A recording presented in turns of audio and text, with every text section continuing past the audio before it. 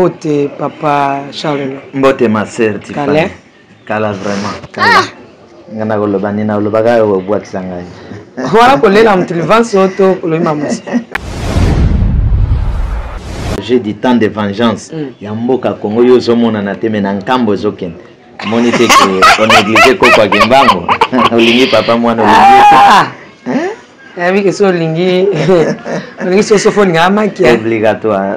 Ah, c'est papa qui se talak hein. Oui. Nami yo keli so no biko beti ngai olenga advance mais nami yo ki so donc mutima bezanga. Vraiment. Mwana wanga neza do lo beti. Oui. Donc ça babe ngawe gogo mkolo. C'est ça. Ah, donc répondre ma papa Simon. Nayebaka. Donc on dit makaipe. Nayebaka papa Simon. Oyebi. Nayebaka. Oso mona epe. Abimela. Nayebi. Awa va présenter Bino, papa président, il y a Sénat, na papa président, il y a Assemblée nationale. Nazali ko interpeller bango ko senga bango balanda na lombango likambo nazali ko senga ya te date ya le 6 avril ekota na mikolo oyo ekobanda kozala férié. Et yango na lobby ke mkonjambo ba question ngeza bo. Enfin, il y a liboso za ki ba honorer papa Simon Kimbangu. Au moins yango ndenge ni ne ba comme si journée ana férié. Donc chômé payé. To va na banda ko chaque le 6 avril tout paiement. Deuxième question quand que kangamana yango za ba voisin. Oko longola été dans ba voisin ya question. Esprit spirituel ya mboka. Pona kocha mokolo wa Kimbangu likanisi ya ko reconnaître Kimbangu est une bonne chose. Mais sauf d'ailleurs ko reconnaître Kimbangu na retard. C'est comme makambo. Pardon? Obi? Ko reconnaître Kimbangu na oya sale za kitoko. Mais baye ko reconnaître Kimbangu na retard. OK. Deux. L'état te moto fois ya ko cha date wana. L'état faut collaborer na l'esprit. Ba homme spirituel ya mboka ba pesi date. Parce que ba chiffre na kati ya biloko ane kontaka. Boko pesa Kimbangu le 6 cité. Kimbangu boko pesa ici cité. C'est ce que je dis. Kimbangu c'est un esprit ya mboka. Bon chiffre ici c'est ça. Et Kimbangu c'est un grand prophète. Ou alingi nini Kimbangu alinga ko bika mboko. OK. Tango Kimbangu azoloba ke mondele okoma moto mwindo akokoma mondele. Accomplissement nango bo comprenate. Mais manifesta na arrivé Obama. Mais ba mtu mwindo ba comprena ngote po bazana retard. Kimbangu. Asala lelo vivant ndenge papa Charles Lo est là. Kimbangu en 1921. 1921. Azo beta biloko abando beta wana en 1921. Pouvoir nini aussi important.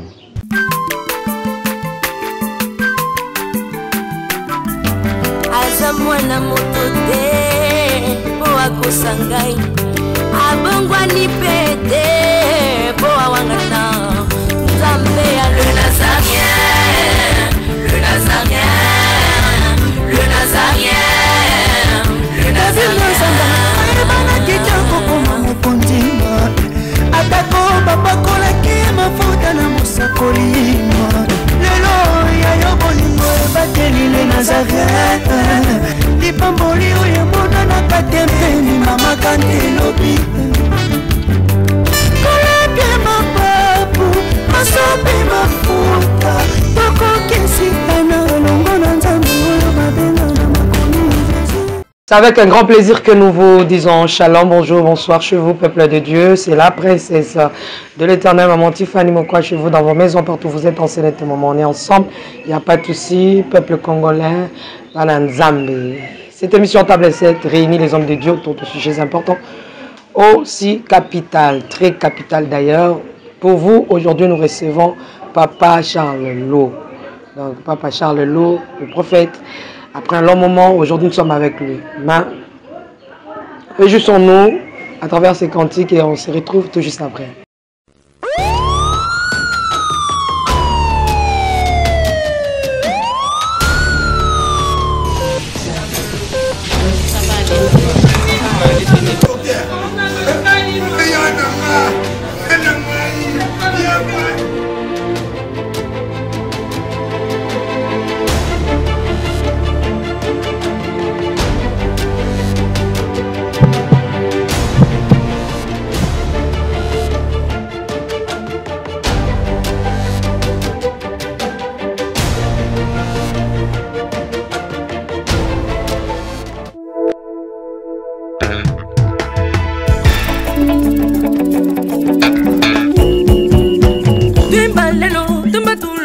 sebana betu jikwimba ni kwimbila kabiji sabadi badadi dabadi dangading dabadi dangadi zabadi bidabadi dang ding dangading dangading dangading dangading dang twimba lelu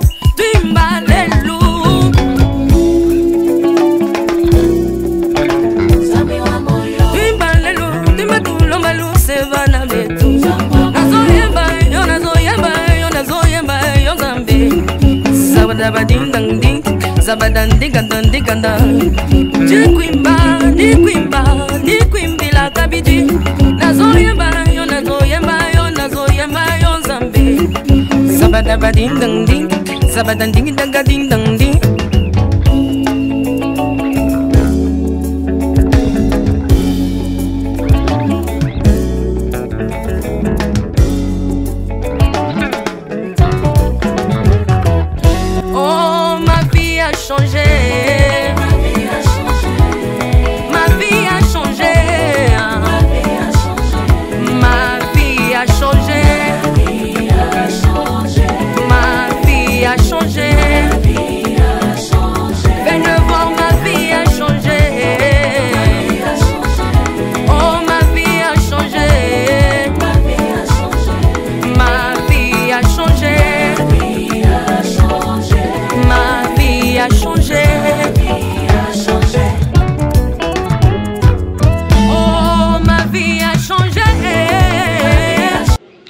De retour sur ce plateau, c'est Cantique a fait plaisir énorme à Andoï de moi-même, Tiffany Labala, la princesse de l'éternel, depuis l'Afrique du Sud. Pourquoi pas maman Lauriane, papa Guy. Et là, je pense directement à ma soeur de moi-même, Neko Bobé Mokon Nekab, que Dieu te bénisse abondamment. De big salutations aussi à maman Betty Kokele, à maman, je t'aime beaucoup. Voilà, que Dieu te garde. Pourquoi pas Capi Capilos, hein, Sadonix Capi, depuis l'Allemagne. Vraiment, on t'a mbanga kawana, l'Allemagne, pas des pas trois. Ma fille, je t'aime beaucoup. Pour Anité, maman Myriam, émission a dédié à Onayo, l'église Mobimba, il y a mission évangélique Bethel, na Chalon sous-sol, Bananion Soto, Diacre. La diagonesse, non papa Gilbert, ma big salutation à toi. Je m'en vais déjà dire, Mbote papa Charles. Mbote ma sœur Tiffany. Kala vraiment. Kala. Ngana goloba nina goloba au bois kisangai. Voilà pour les lames tilvance auto pour le mamus. Non, eza ya solo bino boza ba pandi sango na tango bozo yekola na journalisme ba yebisa bino ke boza la kana recherche d'information.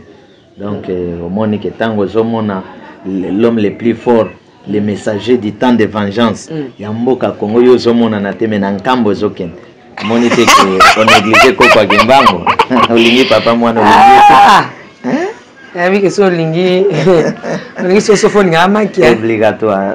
Ah, c'est papa qui so talak hein. Oui. Nami yo keliso no biko beti ngai olenga advance mais nami yo kiso donc mutima bezanga. Vraiment. Mwana wanga neza te do lo beti. Oui. Donc ça babenga we gogo mkolo. C'est ça. Ah, donc répondre ma papa Simon. Nayebaka. Donc on dit makaepe. Nayebaka papa Simon. Oyebi. Nayebi. Oso mona epe. Abimé là. Nayebi parce que je suis un grand homme spirituel où il y a maîtrisé spiritualité à Mboka. Ok. C'est-à-dire il y a un retour d'une force spirituelle de cet homme na kati ya moto. Donc tant bozo sala mibembo milai il y a za 2 mètres. Ok. Voilà. Mais est-ce que vous avez un temps ndenge ocho boza mutu munene ya spiritualité? Est-ce que vous avez un temps ya ko akabimé lui appeler ce message à lobelo? To okepe okutene. Mais yo moko ye ya ko bimelo ndenge. Ah, t'es papa Simon qui m'a papa bimela abato. Mais ba bimela ka moto azalite. Yo moko ye eza lokolo lobi tonga bimeli tonga. Et ça les mandingues. Des causes après ça bon moi abato pas mi balé. Abimeli eza na non.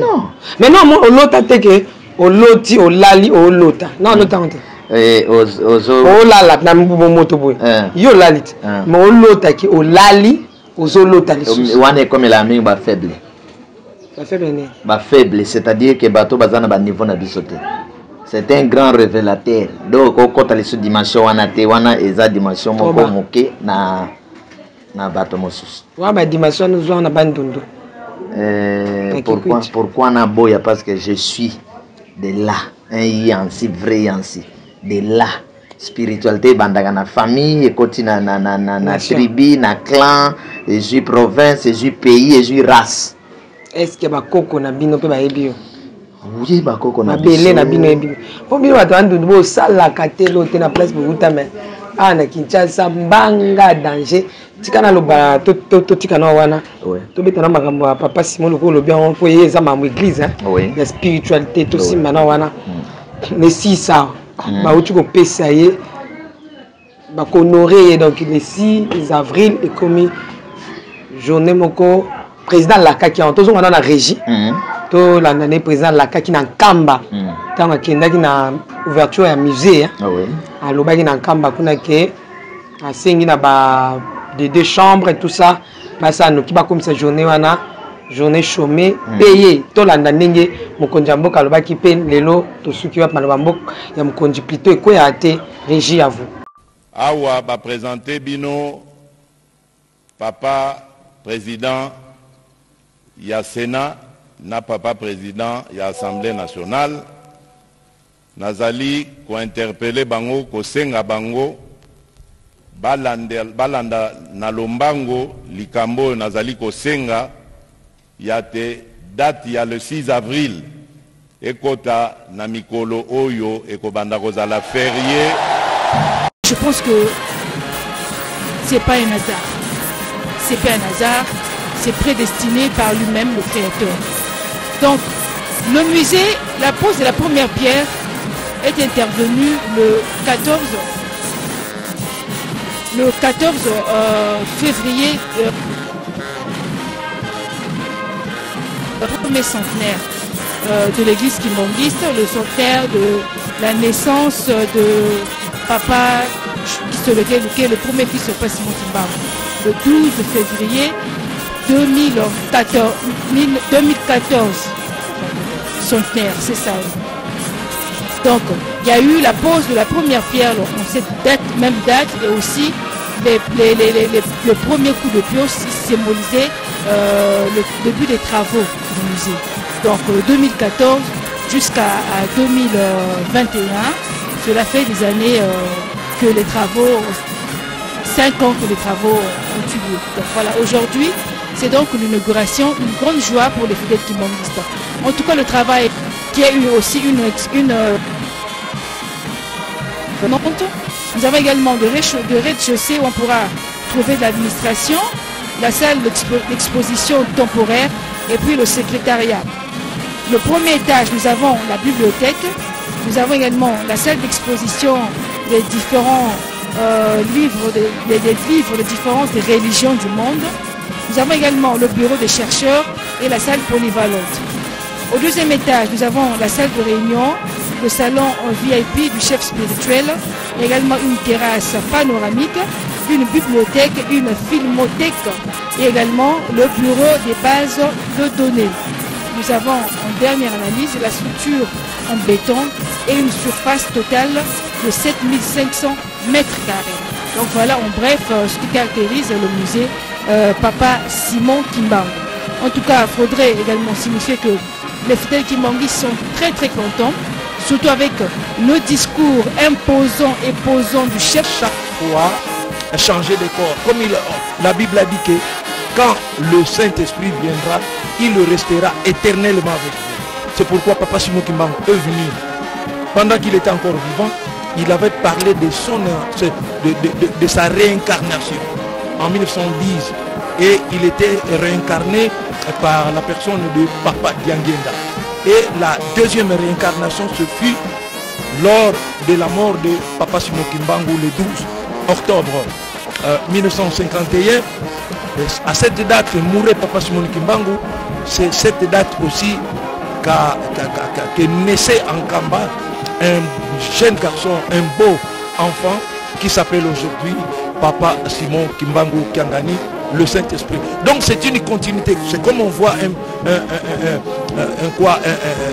un palmier ou par exemple quoi, le palmier. Voilà. Donc ça pousse. Au moment que ça grandit, il y a un autre encore qui pousse. Donc voilà. Par exemple.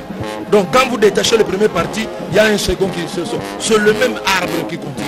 Donc Papa Simon Kimbangu, que nous voyons aujourd'hui, c'est lui, Papa Diangenda, et c'est lui aussi, Papa Simon Kimbangu, de 1921. D'accord, je prends la chose. Je vous trouve très assidu par rapport à la question kimbanguiste. Vous êtes participant, vous avez aussi participé au culte de tout à l'heure. Qu'est-ce qui vous a plus retenu brièvement? Oui, merci papa, chers collègues. Moi je suis Papa Diakongo, je viens de Paris. Je fais partie de la presse média kimbanguiste en France. Votre question est très pertinente parce que c'est ce qui a été dit par son excellence Authentique Tshilombo. Il a dit dorénavant, donc les deux représentants du peuple qui étaient là, les représentants précisément du Sénat et de l'Assemblée nationale, ils ont pris à témoin afin qu'ils puissent mettre en place une loi qui permettra différentes inventions dans son pays et pouvoir le Congolais peut rayonner à travers le monde, à travers ce que Dieu a donné aux Congolais. Voilà, merci beaucoup Dieu, monsieur. 6 avril, ils doivent savoir, c'est le jour de la naissance ou de l'organisation et de fonctionnement de l'église kimbanguiste. Le 6 avril veut dire un engagement d'hommes, des humains pour une cause. Mais aussi quand vous suivez Papa Kimbangu, c'est-à-dire c'est un homme qui doit, en deuxième volet, il doit libérer le peuple noir. Il n'avait pas fini de nous libérer, la tâche est restée parce qu'il est mort un peu tôt. Il faut continuer à libérer les Congolais d'en face, les Congo-Angola en face. Il faudrait, dans ce discours-là, j'ai retenu deux petites choses. Je n'ai pas entendu les autorités appeler l'Angola de façon brute ou brutale, pour dire l'Angola. Non. On vous dit le Congo-Angola. Ça veut dire que aux origines, il se trouve une corrélation de culture ou de beaucoup de choses. Ou ça veut dire que le Congo avait comme soubassement historique aussi l'Angola. Peut-être que Dieu seul sait, le Congo est suffisamment nanti d'une population qui est d'origine angolaise. C'est des choses que nous comprendrons un peu plus tard lorsque le musée va commencer à fonctionner. Sûrement, nous ne serons pas morts, nous repasserons par ici pour voir si réellement ce problème-là a été abordé. Et donc, par rapport au procès, il y a un procès latent. Hein? Peut-être qu'on n'en parle pas trop, mais en souvent les discours entre deux mots, entre deux lignes, nous nous rendons bien compte que Kimbangu a été condamné de façon injuste. Est-ce qu'aujourd'hui ne peut-on pas recommencer ce genre de procès pour voir jusqu'à quand ce procès était juste, jusqu'à quand l'on devrait déclarer de façon officielle et de façon internationale qu'on a condamné Kimbangu injuste. Papa Papa Kiesi. Papa Joseph. Oui, mais Papa Jospin. Physiquement, Papa Simon Kimbangu. Non, c'est très bien, c'est très bien. C'est très bien. Nalandi que le 6 avril. Et comme ma journée. Chômé, oui, payé. Bazali honoré. Papa Simon Kimbangu. Doyen Simon Kimbangu. Et puis Koki Sami. Et puis Koki Sami. Boloba ki Mukonjamboka azo promettre trop. La nanga très bien. Te na tuna mtu ata. Je weleni. Nazo koma. Te weleni non na pesi au passage te. Natikeli. Wani yangano ibandaka. De oui na vrai kozalate. Eza, yango ezanga te. Donc écoutez na. Sala noki. Donc papa. Zo matamata. Te yango na lobi ke Mukonjamboka. Ba question ngeza boy. Enfin, il y a liboso za ki ba honorer Papa Simon Kimbangu. Au moins yango ndenge ni ba comme si journée ana férié. Donc chômé payé. Tout va na bandako chaque le 6 avril tout payé. Deuxième question quand que kangamana yango za ba voisin. Oko longola été dans ba voisin ya question. Président de la République Mtasali Yango. Alors, à la kaka bobia, à la qui, n'a qu'on a tout à l'anime, oh, à la qui 500 fois à Koviska D. Donc, ah, c'est quoi la qui a papa Simon Kimba? Enfin, mon conduit est colo fati béton. Ah, tu coco qui ça qui m'a pas gagné en hauteur. À vous. Merci beaucoup. Bandeko Bala nanga très bien. Vous en matière spirituelle. Deko Félix n'est pas spirituel. Kimbangu est un esprit spirituel ya mboka. Et pour na kocha mokolo Kimbangu, likanisi ya ko reconnaître Kimbangu est une bonne chose. Mais sauf d'ailleurs qu'on reconnaître Kimbangu na retard. C'est comme makambo. Pardon? Obi? Ko reconnaître Kimbangu na oya saleza kitoko. Mais d'ailleurs qu'on reconnaître Kimbangu na retard. OK. Fallait pas ko kanga na ko boma pour boya ko reconnaître Bembe. Na okende na lolenge moko bato ba kota. Kimbangu n'est pas Ebembe. Mais ça volume. Kimbangu n'est pas Ebembe, mais va comprendre le qu'on a zoloba. Et ça qui to côté, ba africain, ba congolais, ba sepelaka na champion, ba kangaye, ba bomaye na simaba ya honorer. Wana bêtise. Parce que luki na bato yu, ba nyokoli Kimbangu okuta bato église, okuta l'état. 2. L'état te moto foi ya ko cha date wana. L'état faut collaborer na l'esprit. Ba homme spirituel ya mboka ba pesi date parce que ba chiffre na kati ya biloko ane contact boko pesa Kimbangu si cité Kimbangu boko pesa ici cité il faut ko collaborer na ba biso na l'esprit poto yebisa bango date et cause la likambo présidence na des chambres pour bazwa date non. Ce qui côté on a bango bat bazwa ki date. Te ba on bazwa ki date za date oyoyo mko l'église kimbangiste ba bandaka musala. Donc ba pesa ka pe bongote. Et ça ba date anniversaire. Mon papa Charles yo lobela no ya yo. C'est ce que j'ai dit. Kimbangu c'est un esprit ya mboka. Bon chiffre aussi c'est ça. Et Kimbangu c'est un grand prophète. Il faut que le loco. Kimbangu a prophète. Azanani. A prophète. Azanani. De c'est-à-dire qu'on proclamer l'indépendance c'est le mensonge. Bon, il m'a bien dit à chiffre. Pouvoir, non. Nkolo asali mokili n'espace ya 7 jours. C'est-à-dire chiffre 1 azana rôle na chiffre 2 azana rôle na chiffre 3 azana rôle na ba grand prophète ba prophète ba pesa bango chiffre 6 t. Chiffre 6 ba boko pesa ba politique. Boko pesa ba religieux. Ba grand prophète ba pesa ba grand prophète bazalaka na 7. 6 c'est l'esprit, c'est le chiffre de l'homme. Mais oui. Chiffre ya moto. Mais ya za moto te. Na sokoma. Et moto ango a bebisa apola parce que l'esprit mauvais et yaki ko solane esprit de l'homme. Tango a bebisa esprit 6 ne yoka ki bakendo tomber babaksa ki 6 c'est petit 666. Parce que moto asala ki alliance na Satan. Alors mon colonaye bebaki do yoka kalisolo ya 666. Beaucoup pesa y chiffre wanati. Monsieur comme il va payer pour anniversaire de l'église, mon l'église est bandaki. Alors bon de toutes les façons, t'es bon moto te babatuna mo. Papa Simon Kimbangu akufate aza. Papa Simon Kimbangu ko bon meme na niveau te ke batuna yi. Donc bato papa Simon Kimbangu za ba kimbangisi. T'es pas Simon Kimbangu za ba africain. Alors mais ce qu'on a mis place oyoyo. C'est papa Simon Kimbangu. Il y a même Bible lobby. Il y a africain. Bible lobby, vous allez commencer à Jérusalem, Samarie jusqu'aux extrémités de la terre. C'est le il y a Jérusalem na izangamba. Place ba bengisi président na Nkamba. Omoni berere to zala nango yango wana. Lokola moto comme président uti na IDPS, faut IDPS comme ko ba décision ya mboka. Or tant moto IDPS comme mokonzi ya mboka mobimba, même moto yo azala kana parti te akopesa idée makambo ekeli boso. De berere tombe place. Alors ko sepela na mokolo ba pesi Simon Kimbangu, c'est bien. Mais ko sala oyo Simon Kimbangu alinga ki pe aselaka ba okokisa ngote. Parce que moi alinga elo. Simon Kimbangu sur le plan physique a bondeli mboka. OK. Amoni passe pendant 30 ans. Na Balumumba. D'abord c'est lui. D'abord c'est lui. D'abord nani? La manifestation spirituelle des Unzoto. Ah écoutez d'abord passage ezali grand prophète, Sima mystique ya grand prophète et Juba homme politique et Juba homme scientifique ezalaka bon. Ce qui l'homme spirituel a l'équité. Bon ça les logoté. Ezalaka ndenge wana. Alors Kimbangu alingi nini? Kimbangu alinga ko bika mboko.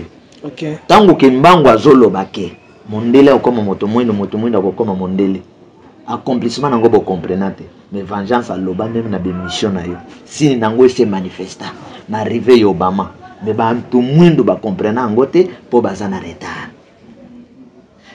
Sauveur azoya comme l'homme noir pour abikisa bino nyonso koloba bolinga te soki bonyokoli bobomiye après mikolo koya botyeli ye mokolo yango esepelisaka mbango ndenge bookita na bamarshe ye mpe ya osepela kimbango kosepela na ye eza komona Félix kosécurize mboka kimbango asepeli komona bakongole kolia kimbango asepeli molimo neza na kimia wana na kimia eza na kimia te bakasabo balumumba bana kimia te donc moto na minute akoya kopesa bango pe wana kimia wana basali oye c'est pas Charles donc mon lit toza nango sur le plan spirituel politique donc kimbango asepena te kimbango asepela na mokolo wana te da basali perte si basali eloko te kimbango azali na eloko ozali ate ekeko basalelaki lumumba alingaka yango te nde ata lino bokende ozwa ya lumumba akolinga yango te lumumba alingaka kobika mboko ya bundela oyo babomela ye likolo nango da bamona neti bakufa pamba kino lelo bayosa makamba mais oui tala combien de gens baliaka na komba kimbango combien de gens baliaka na komba lumumba lumumba akufela mboka kimbango akufela mboka. C'est-à-dire que tant que mon congé, je suis le mombiste. Dans Mboka, où se trouve Mboka Kimbango? Mboko yo. Mboka tala. Mboko yo ya Kimbango. Mboko yo ya yo. Mboko ya Lumumba. Mboko ya Christ. Mboko yo.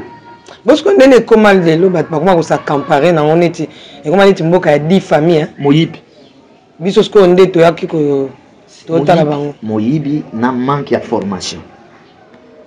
Yaya, il faut que la former pour ça la makambo esengeli.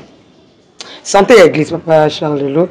L'obé zaki les 6 bateaux. Par exemple, en église, bakimbangis ba sepeli, ba petit ba fanfare, ba bimeli banda, bazaki vraiment au top quoi. Ba sepeli mankasi. Ba congolais pe ba vani na bango, ba wa sepeli neti ngapi na sepeli nanga. Na yebite soki mondele asala kango ti lelo. Ni.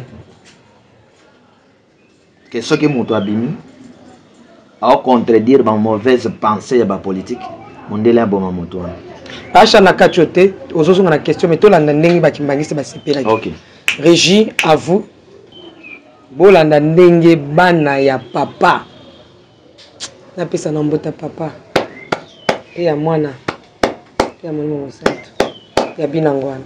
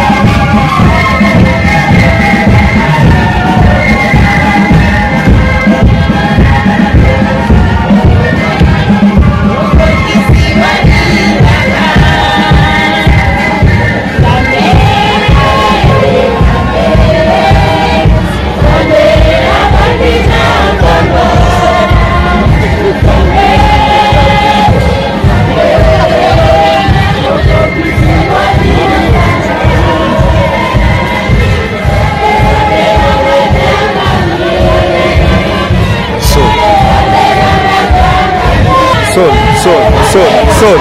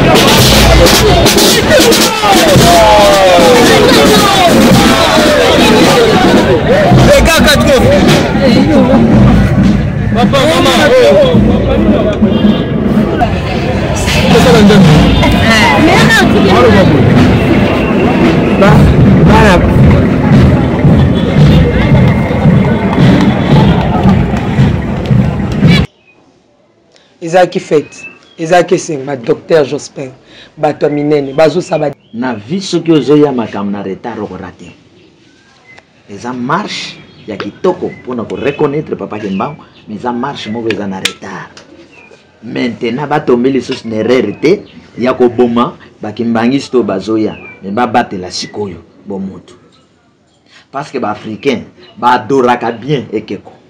O ba saleli bango na moto na bango ba bomi. Ba adoraka bien le passé. Mais le présent ya moto balinga ngote. Une petite question oyo ngamo na répondre. Kimbangu azala lelo pouvoir oyo elinga ko honorer. Balimba pese RTNC a prêché le comme prêcher. Kimbangu azala lelo vivant ndenge papa Charles Lo est là. Kimbangu en 1921. En 1921. Azobeta biloko abando beta wana en 1921. Pouvoir nini aussi important. Ba opese espace na RTNC pour mon niveau ya ba congolais, pour mon niveau ya raisonnement, pour mon retard oyo biso tozana. Merci, tika to tika église Kimbangi. C'est pourquoi bato bazo honorer ba Kimbangu bien zali ba biso. Parce que biso tozali ko honorer ba discipline ya ba Kimbangu na ba Lumumba, tozana ko luka o ba linga ki ekokisama. Vraie adoration. Merci beaucoup Tokei Nangambu ya église de réveil parce que vous êtes prophète. Vous êtes église de réveil ou takuna. Vous savez parfois Patrice, vous yemba kuna wa mwana epé ya molimo.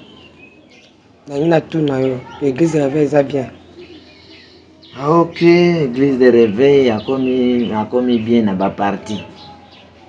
Moni ezanet nzoto soki liso ezobela mosapi akoyoka pe pasi me mosapi azabi encore kata fufu apesi monoko atindi na libu l'église de réveil azana ba parti ezobela ezana ba parti ezabia net parti ne moni bien en tout cas ba parti ya église de réveil besoin déjà na golden boy akenda déjà na assemblée kuna comme amkambo ezala bien molobeli ya peuple azatang nyonso ne sengo azoteya okalma te ya papa Godin abeta sete miyibie mate ya papa Godin bato bokufa bola mukabokende ko boma bato nyonso baza gouvernement baoyiba mbongo aodénoncer mate ya papa Godin mikolo d'abord félicitations papa Godin ba papa Mukuna na premier mi-temps batei kitoko ya premier mi-temps bavandi sa réveil mais na deuxième mi-temps était le papa Godin kotizamba. Et il y a papa Godé et cotisant. Il y a trop de pasteurs de réveil bazana ko regretter pour na nini bongo naki. Pour ça mo kili kangi bango pour ça basala orchestre basangi sangona ya kiltira PIV. Non, non. Mais nazo yebsait. Quand on église ba comme si église ba podium. Bisika ba répétition. Kota otala. Ande. Mais nazo tala ba danse ba pasteur ba obet. pasteur ce qui a pengui au lieu a pengwa ye moko azolinga pengwa na bato pe abanda komema bato net ko pengwa na ye eza normal ce qui a pengui azwi biloko na bando mela ye bando sali ba retour après bande ça ba biso nyonso ba pasteur to melaka biso nyonso ba pasteur to salaka bo ya combien de pasteurs c'est ba fana na ba pasteur wana nyonso wana zolo bela nani ngana klobi boy na tuli kuma mwana le kambo église ya ba pasteur te ngatuni papa Godé bachela bino ye wana aza honorer azo dénoncer la nangai ba miyibi ya gouvernement la nangai OK soki moto aza na pouvoir a dénoncer kate a pratikaka il dépêche nos positions azo dénoncer mabe ya Kabila malamu ya Kabila ta moko te balobaki il dépêche comme na pouvoir azo dénoncer le soit comme jouer na rôle ya pouvoir na opposition eza maladie président et assemblée au dénoncer ni parce que ça na makoke ko kanga moyibi wana che na boloko au dénoncer ni au dénoncer pour nani akanga ye pour yo moto za na pouvoir makamba ko sala bat ba yeba ngolisite mais danse bazobi nango très bien na bien chorégraphie très bien na bien buka loketo très bien ba pasteur ya réveil et ba danse bazobina nkola osepela nango te mais kala batelemela ba danse wana batelemela ko mela wana batelemela biloko wana mais oyo ezo leka lelo na podium ya église même église moko ba osepela te bandim mais moye baloba te oyo leka na église na minute na église de réveil nkola osepela te et Dieu va humilier batubili mais on va faire comment humiliation depuis quand hein maman depuis quand nkola zo humilier na humilier netina oh tala na koloba bino bolobi ke abwake le moto nazo to na yo par exemple pasteur a chaka choko soki abimi cancer eza humiliation te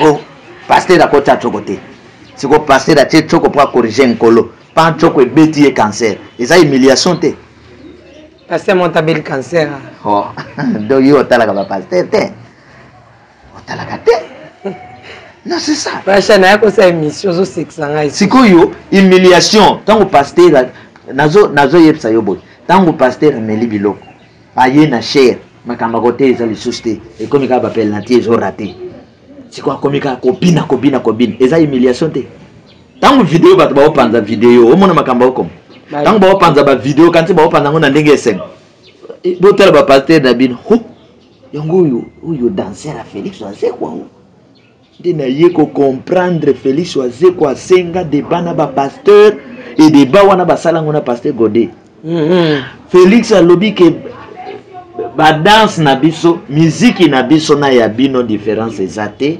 biso tout bana nzambe soki sata na biso tout bana sata baya Godé balobi te bokeseneza na musique na bino na ya biso soko danse ezobi na malelo bazongela débat wana ya Jésus c'est na vidéo na ba koche na papa l'église de réveil oh ya apôtre Mbi ouais dina bal oui dina bal bakozela ngo pe ba verser ya défense ezali mabine utana lola